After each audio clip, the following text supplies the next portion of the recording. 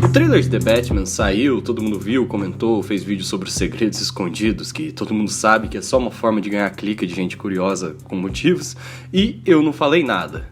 Bom, até agora. Todo filme do Batman é um espetáculo, cada um à sua maneira.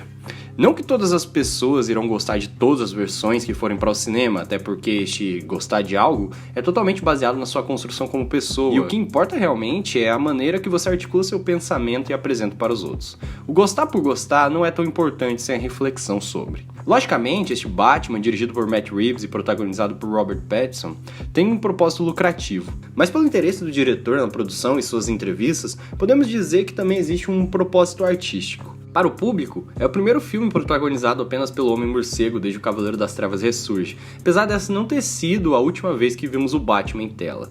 Nós tivemos Batman vs Superman, Esquadrão Suicida, em que o Batman aparece em algumas pequenas sequências, e Liga da Justiça. Aqui não é o espaço para entrarmos nos valores qualitativos dessas obras, e lá no Instagram do Entretenimento Ácido eu soltei um vídeo comentando sobre o Snyder Cut de Liga da Justiça. Mas se faz necessário comentarmos aqui sobre o Zack Snyder, mesmo que de forma breve. Zack Snyder entregou um Batman visualmente interessante, apesar das duras críticas à não consciência do personagem acerca de um juramento que se dá nos quadrinhos e nunca, aparentemente, se deu no cinema. Pelo menos não em sua versão e em algumas outras. A questão que envolve o Snyder e seus filmes é a estética. Afinal, as cenas snyderianas são assim.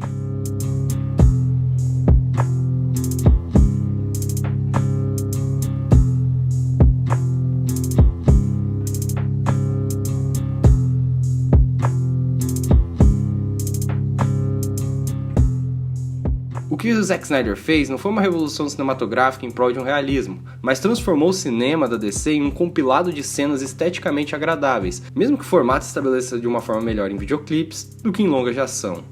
Longe de mim querer menosprezar o cinema de Snyder, até porque em alguns dos seus filmes consigo tirar um conforto pela imagem em si ou pela sua perspectiva de busca de uma metáfora quase bíblica, mesmo sem trabalhar determinado aspecto no subtexto, mas voltando à metáfora totalmente para a imagem, e mesmo isso sendo colocar a imagem por ela mesma, acredito que funcione bem para alguns espectadores. Seu Superman e seu Batman, por exemplo, carregam todo o confronto entre o homem e Deus no visual, se mostrando então totalmente enviesado neste sentido divino. É bem diferente do que o Frank Miller apresentou em O Cavaleiro das Trevas, a HQ que inspirou boa parte do longa e que trazia em si um discurso mais politizado. O Ben Affleck foi um Batman visualmente interessante. O que quebra é o discurso ideológico possível de tirar do personagem. Já o Christopher Nolan foi quem mais trouxe o personagem do Batman para uma perspectiva realista tecnológica. O que ele fez foi dar gadgets que facilitariam a vida de um bilionário em brincar de ser um vigilante. Porém, Nolan nunca pareceu querer estabelecer tão profundamente os aspectos psicológicos de seu Batman como Matt Reeves, o diretor de The Batman, parece buscar agora. O realismo reeviano é diferente do realismo nolaniano. As pautas não serão o que o mundo tem a oferecer para potencializar um personagem real, mas o que nas instituições do mundo fará com que aquele personagem não só se sinta necessário, mas também queira ser uma vingança.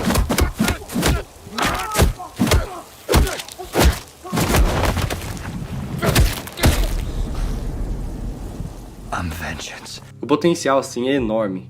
Reeves carrega o que intitula de cinema consciente, o que na história do cinema já havia sido feito, mas pode e deve ser feito com heróis. Dá pra transitar entre os gêneros já estabelecidos e fugir desse gênero mal construído que chamam de cinema de herói, onde os filmes se resumem a uma pseudo-fórmula já mastigada que cospe em nossas bocas como se fôssemos filhotes de pássaro desesperados por alimento. É quase o que Todd Phillips fez em O Coringa. Apesar de eu acreditar que o Reeves é muito mais capacitado e não deixará este gosto para alguns chamarem seu cinema de pastiche. Phillips pesou a mão nas homenagens ao cinema de Scorsese, e isso você já cansou de ver as pessoas falarem no YouTube. Só que apenas apontar uma referência clara é pouco. O ponto crucial dele não ter sido tão feliz com seu Coringa está em justamente ter apenas reambientado um universo, ou seja, seu Coringa poderia mesmo ser o Travis Bickle de Taxi Driver, e por isso acaba aparecendo apenas uma cópia para alguns. Ao não fugir da homenagem, o diretor acaba enforcando um pouco o potencial do seu próprio personagem e, por isso, acaba tendo que amarrá-lo naquela mesma situação histórica que os outros personagens de Scorsese se encontravam. É aí que Matt Reeves ganha com seu histórico cinematográfico. O diretor tem uma propriedade para lidar com temas já trabalhados no cinema, dando não apenas uma nova roupagem, mas respeitando o universo já estabelecido, como podemos conferir nos 2 longas que Reeves trabalhou na trilogia moderna de Planeta dos Macacos.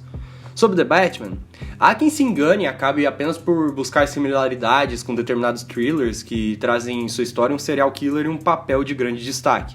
Por isso, não é de se impressionar que surjam comparativos fáceis desse longa com Seven. Mas Reeves estabeleceu bem, inclusive em entrevistas, quais são suas influências. E, como já pode se ver neste teaser, uma é de grande destaque: o cinema neo-noir americano.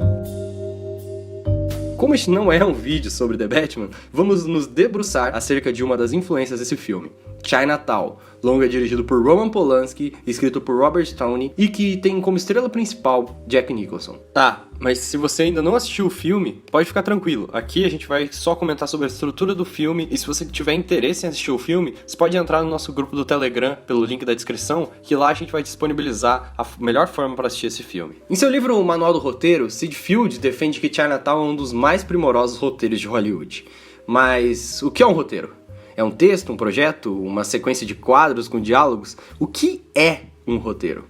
Diferente do romance, que em muitos casos se desenvolve na mente de um dos personagens, e do teatro, onde a ação está na linguagem e no comportamento, o roteiro é uma história contada em imagens, diálogos e descrições, localizada no contexto da estrutura dramática.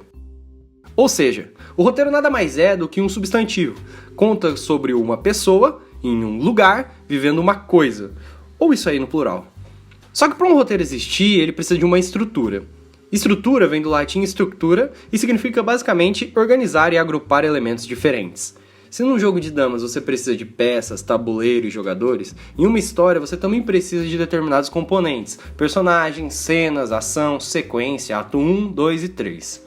A estrutura é o que faz com que a história se sustente. É o que unifica o roteiro. Essa estrutura precisa de um paradigma para funcionar. Basicamente, o paradigma do roteiro hollywoodiano é esse. Sid Field estabelece um padrão que é interessante de ser seguido. Uma página de roteiro equivale a 1 minuto de filme. Quando pegamos roteiros de longas já disponíveis, como o It ou qualquer longa do Tarantino, o padrão se aplica perfeitamente. O ato 1 é o início. É onde se dá a apresentação, onde em 30 páginas o roteirista apresenta o contexto dramático de forma coesa. É aí que somos apresentados a Jake Gittes, personagem principal de Chinatown, interpretado por Jack Nicholson, um detetive meio ferrado que trabalha com investigações discretas. Ele é meio que bom nisso, e em menos de 5 páginas de roteiro já sabemos disso.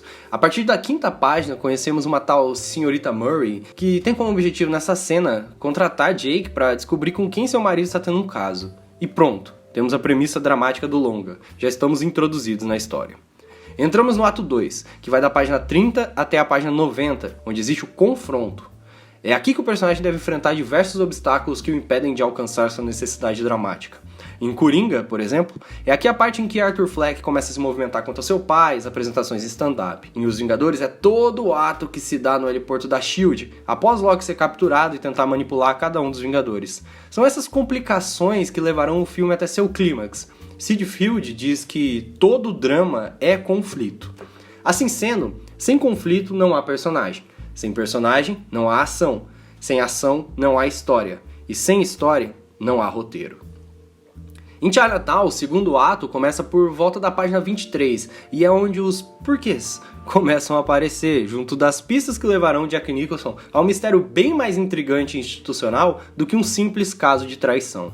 O ato 3 é o ponto de resolução das pontas, dos conflitos e das perguntas. O protagonista já não tem espaço. É quando os Vingadores estão unidos para fechar o portal gigante no céu de Manhattan, é quando o Arthur se transforma propriamente no Coringa e é convidado a participar do show de Murray, é quando Clarice está próxima de se encontrar com Buffalo Bill. Robert McKee, outro especialista em roteiros e escritor de story, um dos livros essenciais para quem quer entender mais de escrita, diz que o clímax do segundo ato de Chinatown é uma das cenas mais famosas e brilhantes já escritas no cinema, e dedica mais de 25 páginas de seu livro para analisá-la, sobre a perspectiva do escrevendo de dentro para fora.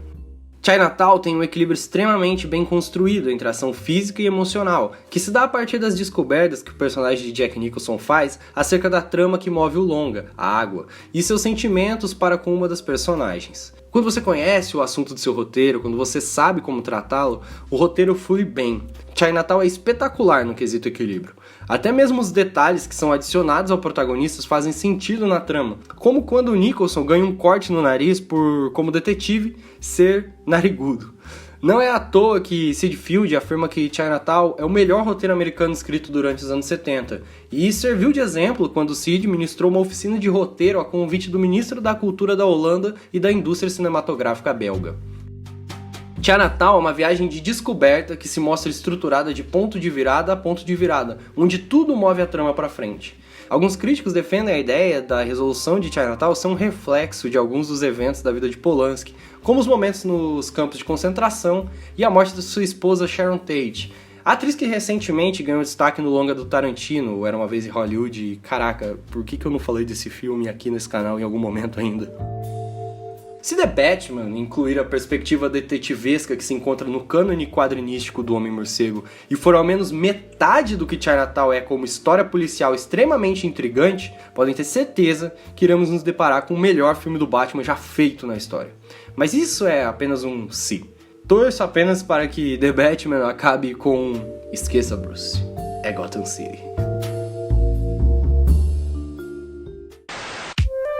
É lógico que um roteiro tem muito mais elementos que poderíamos nos dedicar aqui, e até vamos em outros vídeos com outros exemplos.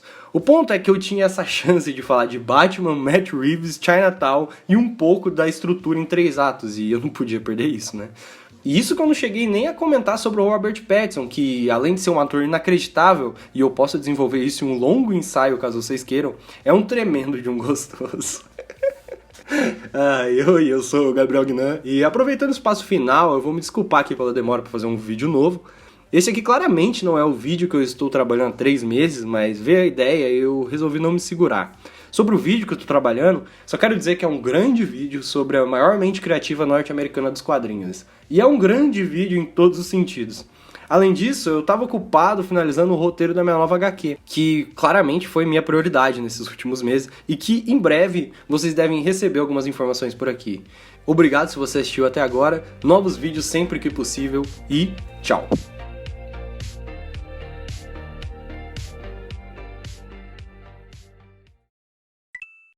Hey, that's pretty good.